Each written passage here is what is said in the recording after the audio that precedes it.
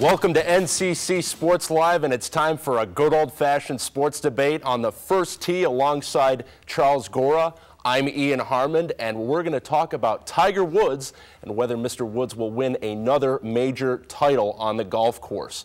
You look at the career numbers, 14 majors already, chasing Jack Nicklaus's 18 mark.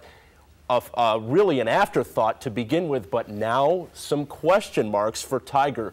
After winning in 2008 at Torrey Pines at the U.S. Open, 10 different players have gone on to win major titles. So the field gap is closing, the field is getting stronger, and there's a lot more young talent out there to go against Tiger Woods.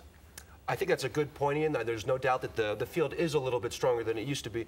But at the same time, in his 15 years as a pro, Tiger's won 14 majors. He's 35 years old. It gives him 15 more years to win 5 majors. I don't even think he's going to win a major. I think that he'll eventually take over Jack Nicklaus's record of 14, and I think he'll exceed that in a long amount of time, in a short amount of time. But you look at what's gone on the past couple of years. We talked about the difficulties off the course. Everybody knows what's happened the past 2 years with a divorce and the injury going back to 2009. He hasn't been the same golfer. We've seen glimpses of it. We talk about that Tiger mystique. Saw a little bit of it at the Masters this year, but unable to close the deal. And then you go back to 2009 at the PGA at Hazeltine against Y.E. Yang, had a 2-shot lead, 54-hole leader, and he lost it. Shoots a 75 on the final day. Tiger had never done that before, and Y.E. Yang stood up to him and wins the tournament. So we haven't seen the same golfer in a number of years now. He's not the same Tiger Woods. Well, when we bring up this conversation, people are so quick to forget that in 2003 and 2004, Tiger also was on a slump and hadn't won a major. Then he came back in 2005 and won the U.S. Open, Masters and the U.S. and the British Open. So, I mean, it's not like this is the first time that Tiger has gone without a major. And then you also brought up the fact that, you know, he did have those off-the-course problems. The further we get away from these problems, the more Tiger gets to focus on golf. And when Tiger focuses on golf, he's a winner. You see him focusing on golf now, and it was a strong point in 2005 coming back. But you look at those two courses, Augusta and St. Andrews, the two courses that are built for Tiger.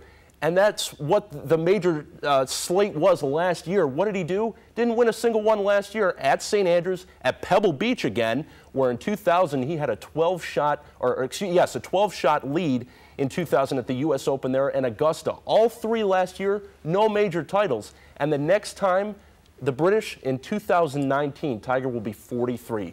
When we come back, we'll tee it right up again right after the break.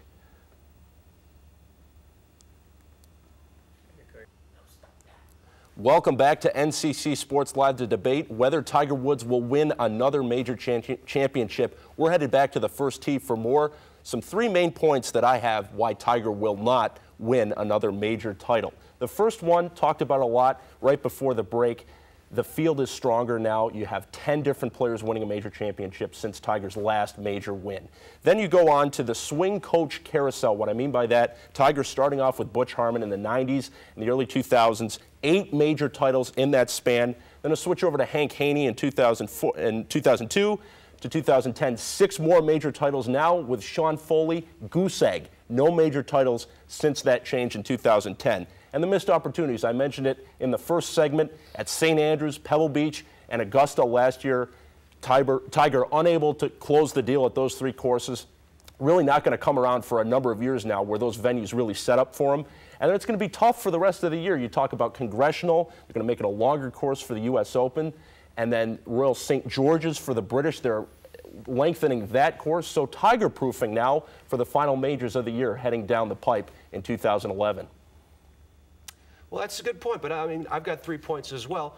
Number 1 being that time heals all. As we move further away from the whole, off-the-course issues with Tiger's marriage, we focus more on golf. And Tiger still had 2 top 5 finishes last year, and he's already got 2-5 this year. And I mean, his role in the Masters on Sunday, when he finished 5 under in his final round in the front 9, was amazing. The crowd was into it. Everybody was excited. The second is the intimidation factor. I'd like to go back to 2008 when he won the U.S. Open against Rocco Mediate, and Mediate said, this guy does things that are just beyond the stretch of imagination.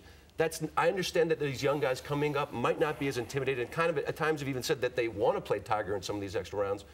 But I think that there's no doubt when he is on a roll, you have to be afraid. And then looking at Tiger, going back to the Masters, watching his emotions on the course, he was visibly upset at times and really never had that much emotion before. And while people might say that, you know, he doesn't need that emotion, he needs to be strictly focused on golf and a kind of robotic, I think that the more emotional he gets, the better he will be on the course, and it will actually benefit him in the long run. Strong point there, Charles, but I go back to this year's Masters tournament at Augusta, and you had one of those moments where Tiger sinks a birdie putt on the back nine. You think he's there, he's coming back, and then he falls through. Bogeys on the backside, ends up costing him the tournament, some may say, and Charles Schwartzel goes on to win it. So that was up for grabs. You thought Tiger would be there, unable to close the deal. And again, it's hard to overlook that PGA Championship in '09 with Y.E. Yang. I mean, 54-hole lead and just to fall down. That's not Tiger. But he was there. I mean, he was there. That final round of his was amazing, the way he came back. You really can't overlook these facts. And, you know, he's already finished. He finished fourth in the Masters and will only continue to finish better. Next, the U.S. Open's at the Congressional. He won that back in 2008 at the AT&T National.